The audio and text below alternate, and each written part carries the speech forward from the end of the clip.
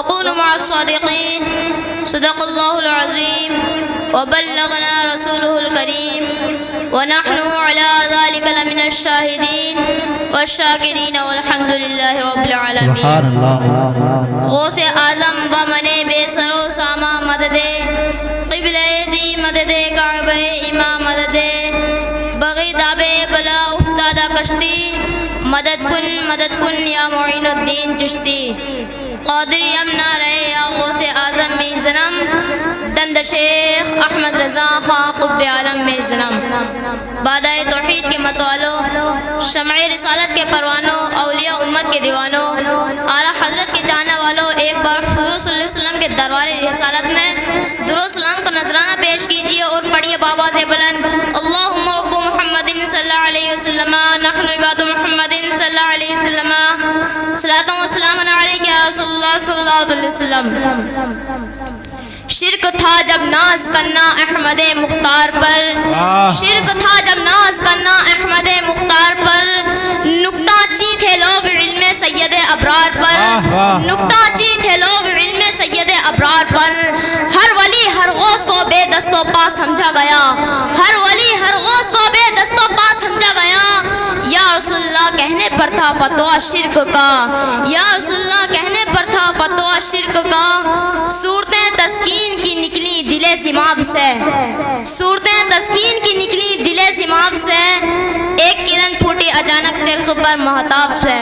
خطبہ مسنونہ کے بعد میں نے جس آیت کریمہ کی تلاوت کرنے کا شرف حاصل کیا وہ یہ ہے: یا ایھا الذین آمنوا اتقوا اللہ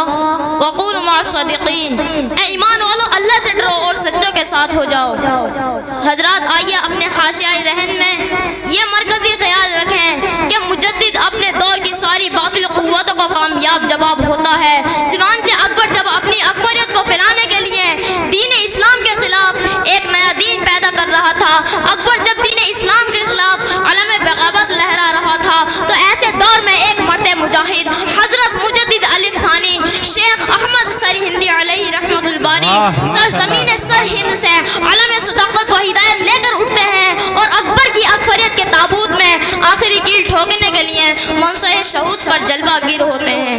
محبان غلامی ذرا اس دور کے مجدد اسلام امام احمد رضا قادری محدث بریلوی کی ذات غرامی بھی اپنے سامنے رکھیں کہ جب اکبر کی اکبریت کا خاتمہ حضرت مجدد الف ثانی نے کر دیا، اس کے بعد بد نصیبی سے بھارت کی دھرتی پر مسلمانوں کی حکومت کا بھی خاتمہ ہو گیا. ہندوستان پھر ایک بار سونے کی چڑیا پھر ایک بار غلام بن کر رہ گیا. انگریزوں نے جب ہندوستان کی دھرتی پر قبضہ کیا تو ان تن کے گولے من کے کارے انگریزوں نے اس دیش کی دھرتی پر ہی تلفظ و قبضہ نہیں کیا تھا بلکہ اس دیش کے رہنے والوں کے افکار و نظریات پر بھی قبضہ کیا تھا، ان کے عقائد و اعمال پر بھی قبضہ کیا تھا، ان کی رفع و غفران پر بھی قبضہ کیا تھا. تو ایسے ماحول میں اعلیٰ حضرت ہی نے اسلام کا چہرہ پیش کر کر ہم پر احسان عظیم نعرے تکبیر،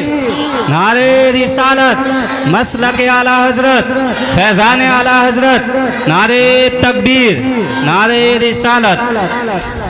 انگریزوں نے مسلمان کی تاریخ و ہسٹری پڑھ کر اتنا تو معلوم کر لیا کہ قوم مسلم کبھی دریاؤں میں اپنا گھوڑا دیڑا دیتی ہے، کبھی اپنی کشتیوں کو اپنے ہاتھوں سے جلا دیتی ہے، کبھی 313,000 مسلمان مسلح بھادوں کو شکست دے کر فتح و ظفر حاصل کر لیتا ہے، کبھی 22,000 لشکردار کا ڈٹ کر مقابلہ کر کے اسلام کا چراغ جلائے رکھتا ہے.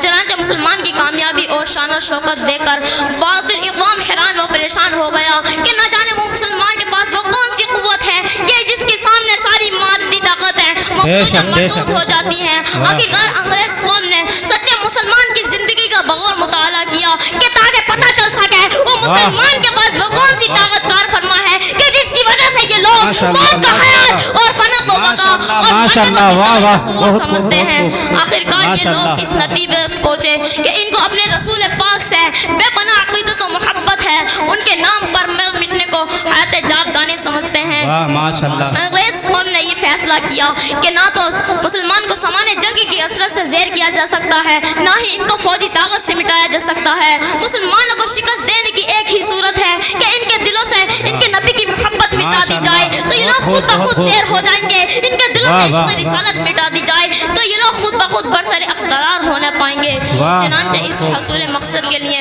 انگریزوں نے 2 گروہ تیار کیے، جن میں ایک مدر پدر آزاد ماڈرن لوگوں کا گروہ تیار کیا، جنہوں نے سیدھے سادے مسلمان کو نام نہاد ترقی کا لالچ دے کر مسجدوں اور مدرسوں سے کھینچ کر قلبوں اور کالجوں تک پہنچایا، تلاوت قرآن کرنے کی بجائے ناول کے متعلق شوق دلایا، نعت مصطفیٰ اور ذکر مصطفیٰ سننے سنانے والوں کو رقص و سرور